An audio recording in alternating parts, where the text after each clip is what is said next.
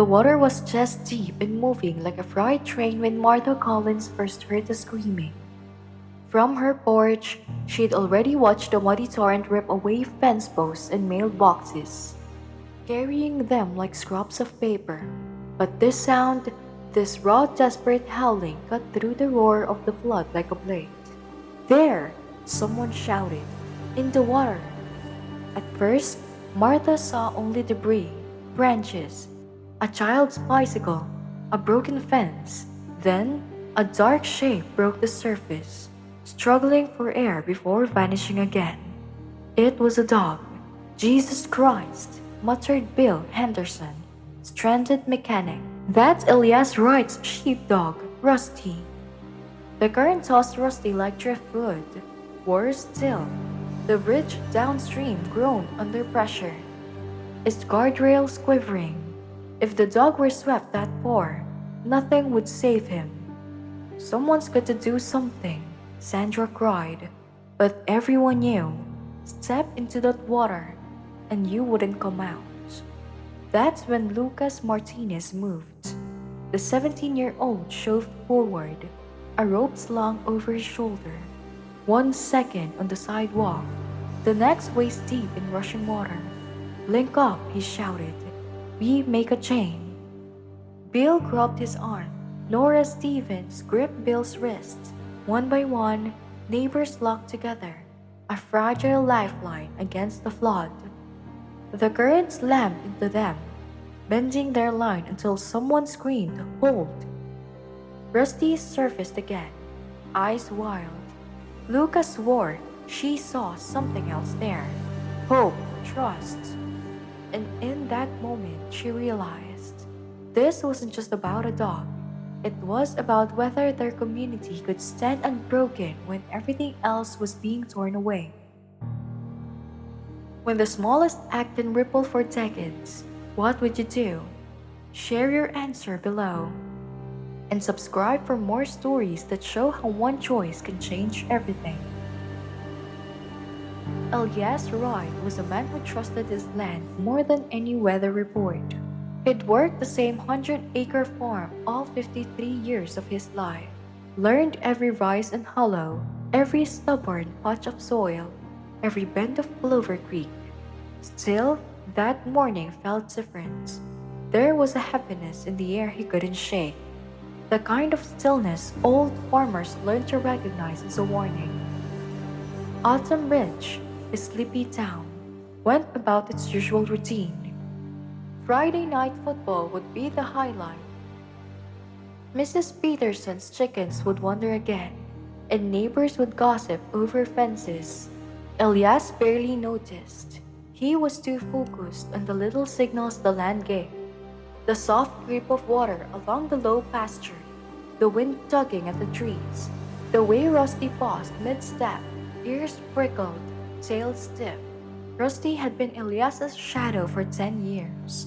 A border collie mix who didn't need commands. He seemed to anticipate problems before they even appeared. That morning, Rusty's gaze stayed fixed on Clover Creek, unmoving, silent, as if warning his master.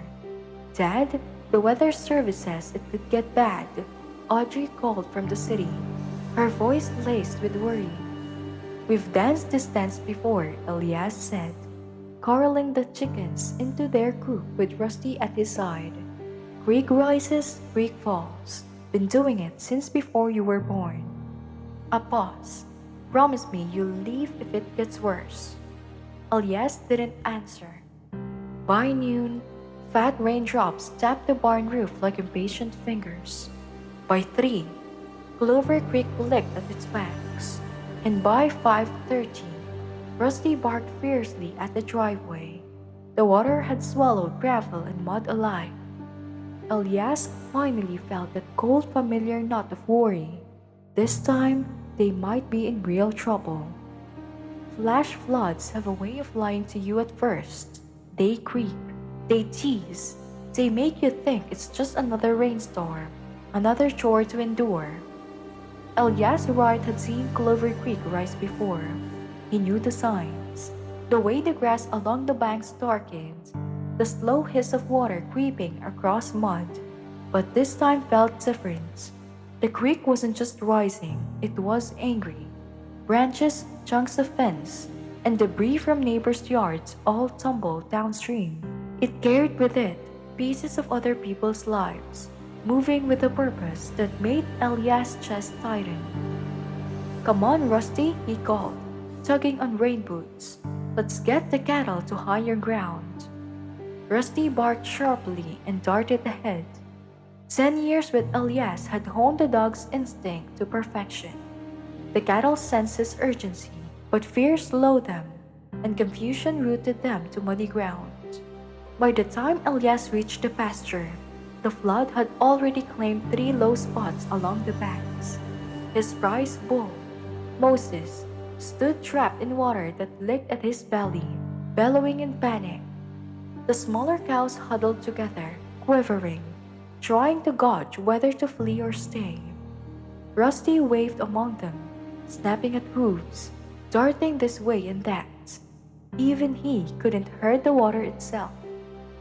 Then came the sound that would haunt Elias forever, a deep groaning crack that seemed to come from the earth itself.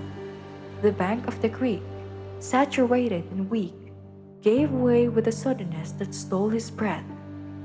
A wall of muddy water, 3 feet high and carrying half the forest, slammed across the field. Fences, posts, uprooted trees, and a chunk of a neighbor's shed tumbled past in the torrent. "Rusty!" Elias screamed. His voice vanished in the roar of the flood. The old sheepdog, focused on a stubborn heifer, didn't see the wave coming. 1 second, his paws were firm in the mud. The next, he was swept off his feet like a leaf in a hurricane. Without thinking, Elias plunged into the water. The current hit him like a moving truck, spinning him sideways, filling his mouth with the taste of earth and fear. For a terrifying moment, his feet left the bottom, and he realized just how small a man is against nature's fury.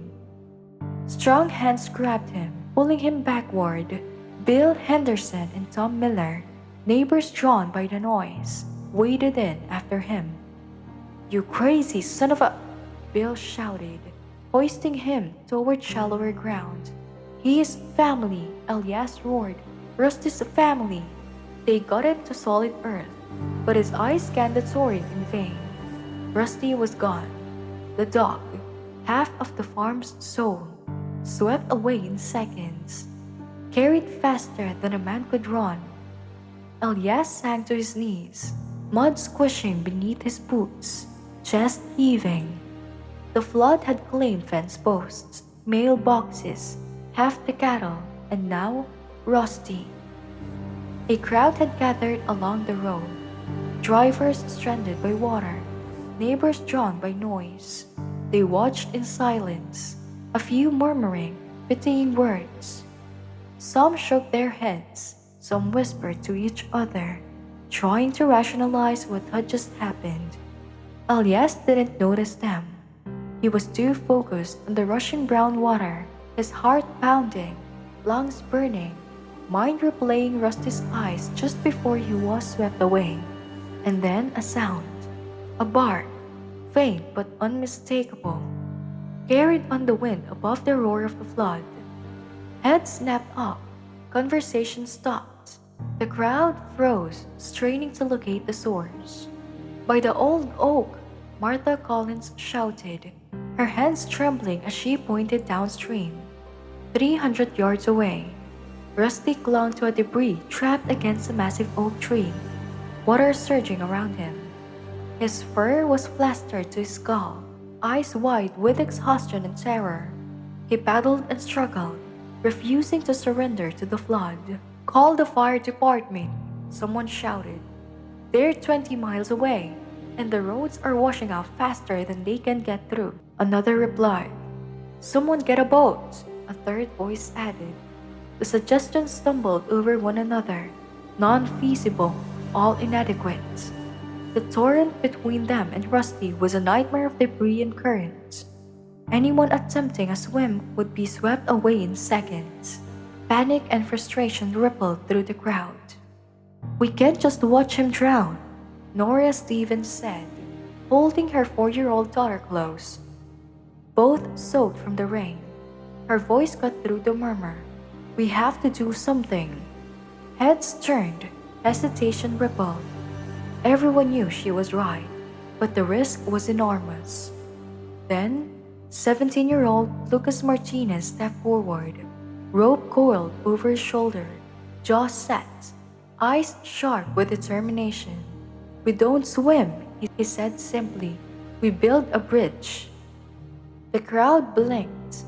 A pause hung in the air, the flood's roar filling the silence. Then, murmurs of agreement, questions, and herd planning began. One by one, people started wading into the water, securing planks and logs, linking hands and tools. Fear still gripped them, but the first spark of hope had lit. Elias sank to one knee in the mud, heart pounding. He stared at Rusty clinging to the debris, exhausted, terrified but alive. And suddenly, the impossible didn't feel so far out of reach. Rusty barked again, a desperate, ragged sound. And in that bark, Elias heard something he hadn't dared hope for: survival. Lucas Martinez has always been the kid who jumped first and thought later. At 17, he'd already broken 3 bones, gotten suspended twice for fighting bullies, and earned a reputation as someone you could count on in a crisis, even if he usually caused it in the first place. His pickup truck sat half submerged at the edge of the flood, bed full of rope from his summer job with his uncle. Watching Rusty struggle against the current, Lucas knew exactly what that rope was for. "You're crazy," Bill called, wading cautiously into the water. "That current will take you apart." "Not if I'm not alone," Lucas replied, tying one end of the rope around his waist. Somebody grabbed the other end, and somebody else grabs them. We make a chain. The idea was simple, maybe too simple. A human lifeline stretching from the road to the debris where Rusty clung to life. Each person is an anchor for the next, sharing the flood's full force. Bill went first, grabbing Lucas's belt while extending his free hand back. Tom Miller linked in, then Nora Stevens, holding her crying daughter close as she stepped into the chest-deep water. One by one, neighbors joined. Mrs. Patterson from the grocery store, Margot Sullivan, whose car stalled in town, even 73-year-old Roy Hendricks, stubborn as a mule. "Hold tight," Lucas yelled. The current slammed against them immediately. Water surged, tugging at their feet. Debris swirled around like missiles. 50 yards out, a massive piece of roof spun downstream, hitting the chain. Tom went under. For a heart-stopping moment, the line wavered. "Tom!" Nora screamed, lunging to grab his wrist as he resurfaced, coughing, wild-eyed. The chain held, hands gripping tighter. Lucas's chest ached with adrenaline and fear. Rusty's head bobbed weakly above the water, the dog clinging to a tangle of branches, nearly spent. They had maybe minutes. 50 more yards, Lucas shouted, though doubt whispered in his mind. The water rose faster. The current strengthened. If anyone slipped, the whole line could collapse. Then, Sandra Martinez, Lucas's grandmother, stepped in, tiny but unyielding. "Abuela, no!" he called, heart hammering. She shot him a look that could stop a charging bull. "Mijo," he said, voice carrying above the roar. "That dog belongs to this town, and this town doesn't quit." The line surged forward, strengthening by resolve. 20 yards, 15, 10. Rusty's eyes met Lucas's, trust and understanding shining through exhaustion. Almost there, boy, Lucas whispered, reaching out. But the flood had one more trick. The current surged again, knocking him off balance. Hands slipped. Someone screamed. For a moment, it seemed the flood would claim them all. Yet, even in that chaos, hope flickered. A human determination and Rusty's will to survive. And Lucas knew, if they held, nothing could break them. Time moves differently when you're fighting to save a life. Lucas felt the current twist him sideways, water rolling over his head. 3 feet of muddy floodwater pressed down, and the rope around his waist dug into his ribs like a steel band. Behind him, the human chain stretched taut, each person bracing with all they had. One slip, one weak link, and they could all be swept away. Dig in, don't let go. Bill Henderson's voice cut through the roar, carrying above the flood like a lifeline itself. Lucas gasped for air and broke the surface. What he saw made his chest seize. 12 people, hand to hand, bracing in the mud, faces set with raw determination. Their feet dug into the riverbed, bodies straining, each one giving everything they had for a dog they barely knew. They weren't just holding on, they were winning. Move! Nora Stevens shouted from behind him. Get to the dog! Lucas pushed forward, the chain following like a living thing. The debris pile loomed ahead. Rusty clung to a tangle of branches and boards, barely conscious, fur matted with mud, eyes glazed with fear and exhaustion. Come on, boy, Lucas whispered, stretching his free hand. Just hold on. The dog didn't move. Rusty's collar was tangled in barbed wire, twisted around a broken fence post. Every time he pawed at it, the wire cut deeper into his neck. Lucas felt his stomach drop. He pulled out his pocket knife, blade slick with flood water. Easy, boy, he muttered, voice shaking. This is gonna hurt, but I got you. One careful cut, then another. The wire snapped, and Rusty slid into the water between Lucas and the debris. The dog paddled weakly, tail flicking once, eyes locked on Lucas. Got him, Lucas yelped, scooping Rusty into his arms. The dog's weight was dead in his arms, nearly 70 pounds of trembling exhaustion. The flood had taken everything from him, energy, footing, pride, but not his life. Pull us back, Lucas cried. The chain strained, shifting slowly at first, then inching faster towards shallower ground. The water tugged violently, trying to take them all, but step by step they moved. Pass him back, hand to hand, Bill shouted. And then, something extraordinary happened, a moment that would be remembered in Autumn Ridge for decades. Rusty was passed down the chain like a fragile glass, from Lucas to Bill, Bill to Tom, Tom to Nora, who cradled the dog as though he were her own child. One by one, hand by hand, the community bore Rusty back to safety. Every grip, every strained step, every breath taken in cold rolling water spoke louder than words ever could. As they neared the shore, Lucas glimpsed the crowd gathering, neighbors, friends, and even people whose names he didn't know. They cheered, cried, and reached out to help pull the rescuers to dry land. Elias Wright was there, mud smeared, arms trembling. He knelt as Nora placed Rusty gently in his embrace. The old sheepdog's chest rose and fell in shallow, steady breaths. Mud ran from his fur. Small cuts from the barbed wire marked his neck, but he was alive. Come on, boy, Elias whispered, pressing his face to Rusty's wet fur. Come back to me. For a long moment, nothing happened. Lucas held his breath, muscles quivering, heart hammering. Had they been too late? Then, Rusty's eyes fluttered open. The old dog looked up to his master, weak, trembling, but alive. His tail gave the faintest wag. The crowd erupted into cheers, voices mixing with the rain and roar of the flood. "He's okay," Elias said, voice breaking. "He's okay." The flood still racked. Cars were stranded. Property was lost.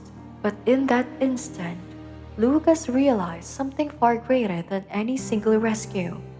They hadn't just saved a dog, they had saved each other. Every hand that gripped the chain, every foot that had dug into the mud, every heart that refused to give in, they had built something unbreakable. The flood was merciless, nature was unstoppable, yet, together, they had proven that courage, love, and community could defy even the most overwhelming force. Lucas looked around, seeing faces etched with exhaustion, relief, and pride. Sandra Martinez, his grandmother, wiped rain from his eyes. Roy Hendricks, 73, grinned through mud-streaked hair. Bill Henderson patted Lucas on the shoulder. Nora cradled Rusty, her daughter's hand wrapped around her own wrist, eyes wide and bright. In the water, amidst the chaos and fear, they had all become something more than neighbors.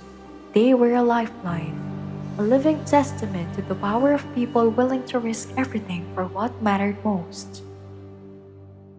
Lucas felt a strange calm settle over him, heart still racing but mind clear.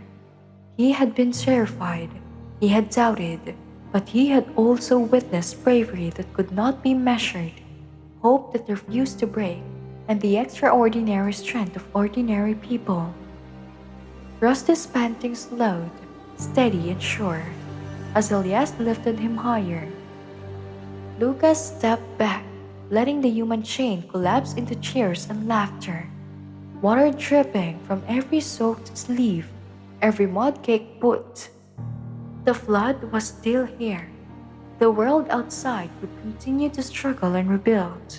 But in Autumn Bridge, something permanent had been etched into memory. That in the face of fear, despair, and the unstoppable current of life, humans could rise, together, and hold on to what truly mattered. Lucas glanced at Rusty, then at Elias, then at his neighbors. A grin spread across his face, tired but full of awe.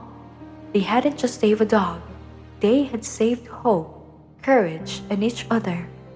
And for Lucas Martinez, that was worth every second of fear, every aching muscle, every drop of mud and rain. The water receded over 3 days, leaving Autumn Ridge battered but alive. Main Street looked like a war zone, tree branches tangled with wires, roofing shingles scattered across the lawns, an upside-down kitchen table in front of the post office. But life had returned to the streets in a way that surprised everyone. Elias Ryan surveyed his property. 17 head of cattle were lost, barn destroyed, tractor smashed. Insurance would cover a fraction, and yet it didn't linger on what was gone. Rusty limped beside him, tail wagging weakly, sporting a bright blue color to replace the one Lucas had cut away. The old sheepdog's muzzle had streaks of gray now, but his eyes gleamed with the same intelligence that had guided the farm for 10 years. Amazing what a near-death experience will do for a friendship, Bill Henderson called from the partially rebuilt garage of Martha Collins, half joking but entirely sincere. Elias smiled, helping a neighbor ride as Rusty barked encouragement at a passing child. Something deeper had changed in Autumn Bridge. The neighbors who'd barely exchanged words now shared meals, stories, and tools. Margot Sullivan, the out-of-town driver who had joined the human chain, stayed to help rebuild, training his fear of strangers for trust. Even stubborn Roy Hendricks seemed lighter, though his wife swore it was just a concussion from the flood. Lucas Martinez had become the quiet hero of the town. Photos of him in chest-deep water, rope coiled over his shoulder, appeared in the regional newspaper. College recruiters called, impressed by the boy who had organized a life-saving chain in a natural disaster. Yet, Lucas treasured recognition of a different kind. The town council named a new community center after him, the Lucas Martinez Community Response Center, built to coordinate emergency services and disaster relief. Response Center? Lucas laughed when they told him. Makes it sound like I knew what I was doing. Didn't you? Martha Collins asked, her eyes bright. Lucas thought long and hard. He hadn't planned the rescue. He hadn't calculated risks. But the instinct, courage, and the willingness to act had been enough. And sometimes, that was all that mattered. 6 months later, Autumn Ridge was transformed. Main Street gleamed with fresh pavement and sturdy buildings. The creek flowed within reinforced banks. Crops were replanted, and even air smelled cleaner, fresher, touched by the sun after weeks of rain. Yet, the true change was invisible.